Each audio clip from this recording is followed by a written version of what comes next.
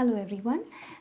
In the previous video, I have already spoken about the main characters of Hala. These characters are El Haji Abu Qadir Bey, Aja Awa Astu, who was earlier a Christian and became a very devout Muslim after getting married to El Haji. Then you have Omid Ndoye, who is the second wife of El Haji, and Ngon was the third wife. The premise of the novel again is that El Haji realizes on the wedding night of his third wedding to Ngon that he has become important, and the whole novel is afterwards just and his exploration as to whether it's a curse, who caused this curse, why is this curse caused. And since this video is actually about the analysis of the novel, let me just reveal the whole plot right away. Throughout the novel, it remains unknown whether Hala is actually a curse, and if it is a curse, then who caused it. By the end of the novel, however, it is revealed that the person who has caused this this impotency is a beggar who has been displaced by El Haji and whose life has virtually been ruined by El Haji. And he as El Haji is really corrupt, and he belonged to the same clan or the tribe as the beggar. He basically procured the land illegally from this beggar, who is now a beggar. Earlier he wasn't, and he sold this land, and this whole clan is actually displaced. He can't do anything about it. The law isn't supporting him. He is imprisoned, and basically he's left with nothing else to fight back. And while all these things are happening to the beggar, El Haji keeps becoming wealthier and wealthier. But as the novel progresses, we see the curse stays, and El Haji gets so absorbed in the curse that he starts losing everything. He loses his businesses, the Chamber of Commerce that he is a part of. The people start distrusting him. His checks start bouncing. He's not able to have control on his personal life. One of his wives also goes back. So, the first wife, actually, who is Aja Awa Asto, she stays with him, and it's because she's such a devout Muslim, and because she's such a traditionalist, she stays with El Haji.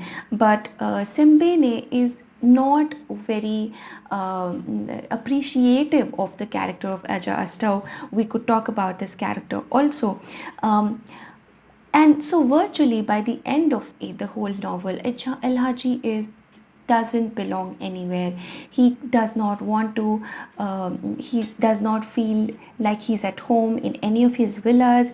He's virtually friendless. People are gossiping about him, and all he wants is to get this curse done with. So he gets to know finally that it's a beggar, and so he wants to get through the penance that is suggested to him. So this penance is supposed to be that a whole procession of beggars is actually come to his home, and a purification ritual is to be followed. And what is this purification ritual? The beggars all have to actually spit on him, and it is described as a very, very disgusting thing. And Sembene wants us to see the disgust towards the end of the novel as well as the film. And we should be seeing, according to Sembene, that towards the end, El Haji is really, really lost. He is the final loser. But this is also a kind of a penance, and as the beggars are all invited to his home, El Haji has no option but to put himself through this ritual. He's shown to be voluntarily taking off his clothes so that he is spit on by these people, and he has no option. His family also cannot do anything about it, and even though the police is at his doorstep, they are still not able to help him out. And these people, this procession of beggars, these are actually the poorest of the poor. Some of them are even handicapped, they are degraded. Sembene describes them to a great extent. These are the people who've actually borne the brunt of all the corruption. Everything that's wrong in the country finally falls down on them. And and there's this great divide between people like El Haji and people like the beggar. And towards the end, he brings Sembene, brings these both, sections of the society together, and that's when we see the big differences, the huge gaps between two classes.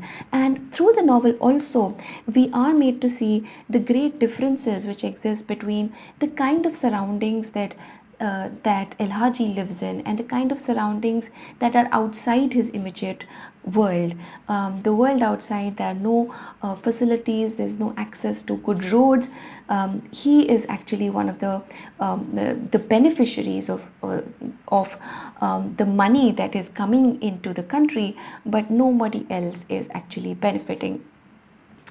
So the beggar and his clan are actually people who have no voice, who have no representation, and they are present all along in the novel, but nobody sees them. In fact, the beggar is mentioned quite a few times in the novel, but every time El Haji hears the beggar, he just gets him thrown away. And so this beggar has a backstory, and it turns out that it is the beggar who has been robbed by El Haji. And El Haji, towards the end, uh, becomes almost like the beggar. So there's a change of uh, status towards the end, and so it's as if he is getting a penance or getting a punishment towards the end. So at various levels, this novel is also a symbolic novel. So one, it is symbolic of the neo-colonialism that I was talking about. The Chamber of Commerce represents the elite, the cultural elite, the economic elite, the elite who have simply replaced the erstwhile white people who were ruling the country. It's just that they are now black, but the work they do, it's the same. So Frantz Fanon's Black Skin, White Masks very easily resonates with the novel. I would go deeper into Black Skin, White Masks towards the end of my video.